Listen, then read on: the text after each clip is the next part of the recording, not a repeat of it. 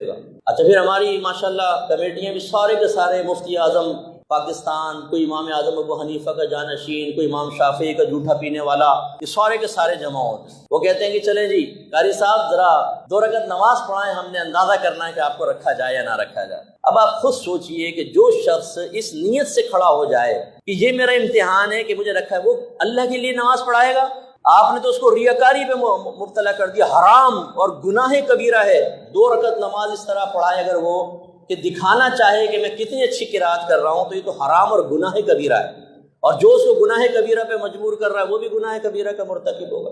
اب وہ خوش الہانی سے 2 رکعت پڑھا دیتا ہے، کبھی سے پوچھتے ہیں ہاں بھائی اچھا پڑھ رہا وہ ہے، چوڑے کمیٹی والے ہو رہے ہوتے ہیں نا کہ ہم ایسا ہیرا ڈھونڈ کے لائیں، اور اگر وہ تیز تیز پڑھتے یعلمون تعلمون کے علاوہ کچھ سمجھ میں نہ آئے تو پھر وہ پبلک کہتی ہے حضور آپ تو واقعی ہیرا کیا، آپ تو ذخیرہ لے آئے پورا کا پورا۔ یہ آدمی چاہیے ہمیں کھڑا ہو گیا بھائی یہ تو پوچھو کہ تو یا تیرے عقیدے ٹھیک ہیں؟ میں نہیں کہتا ہوں کہ کوئی بد عقیدہ ہی ہوگا، لیکن سنی کا بھی عقیدہ صحیح ہونا چاہیے نا۔ سنی کیوں سنی کہلاتا ہے؟ اس لیے کہ وہ اہل سنت سے تعلق رکھتا ہے۔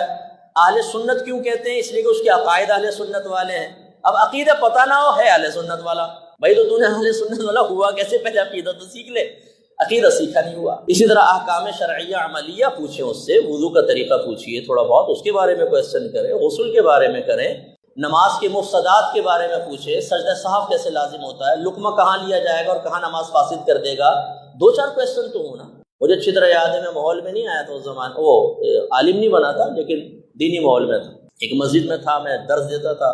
وہاں کی کمیٹی نے مجھے کہا کہ جی آپ تھوڑا سا یہ قاری صاحب آ رہے ہیں تو دیکھیں ذرا۔ میں نے کہا دیکھیں گے نہیں میں تو کویسچن کروں گا، کویسچن ہوں گے تو پھر ہوگا، اور کویسچن نہیں کرنے دیے، کیونکہ پتہ ہے مجھے معلوم ہے نا کہ ہمارے حافظوں کا حال کیا ہے۔ اللہ رحم فرمائے، مطلب میں کسی پہ بدگمانی نہیں کر رہا ہوں، لیکن خالی جھوم جھوم کے حفظ کر کے کوئی مسئلہ نہیں سکھائیں گے ہمارے اداروں کے اندر، اللہ ماشاءاللہ چند ایسے ہیں کہ جنہوں نے باقاعدہ حافظ کے لیے ضروری علم کا کورس بھی رکھا ہوا ہے کہ بھئی آپ عالم بن رہے ہیں، حافظ بن رہے ہیں، نماز پڑھائیں گے تو امامت کے مسائل ہیں، نماز کے مفسدات، واجبات، طہارت کے مسائل یہ بھی سیکھیں ساتھ میں، ورنہ ہمارے ہاں حفظ کروایا جاؤ، خالی حفظ کرنے سے وضو کے مسائل بھی آ گئے، غسل کے مسائل بھی آ گئے، نماز کے سارے مسائل بھی آ گئے۔ اگر واقعی ایسے ہی کوئی باکرامت شخصیت ہے جو حفظ کے ساتھ ساتھ خود ذہن میں انڈیل دیتا ہے تو بھئی مجھے ضرور اس سے ملواؤ، میں انشاءاللہ دست بوسی کی سعادت حاصل کر لوں، اور جو اس کے تیار شدہ شاگرد ہیں ان کو بلاؤ، ذرا ان سے 2-4 کویسچن کر لیں۔ تو یہ کوئی ہم اپنے بڑے پن میں عرض نہیں کر رہا ہوں، لیکن یہ شرعی اصول ہیں۔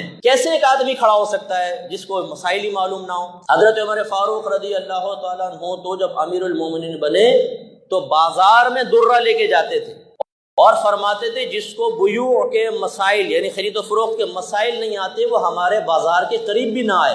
یہ تو خالصتاً مذہبی معاملات کہلاتے نا، ہم حالانکہ تجارت بھی مذہب سے تعلق رکھتی ہے لیکن ہم اسے اکثر کہہ دیتے ہیں وہ دنیا داری کا مسئلہ۔ تو حضرت عمر فاروق تو وہاں پر بھی درہ لے کے کھڑے ہوئے، چاہے جائے کہ مسجد کا معاملہ۔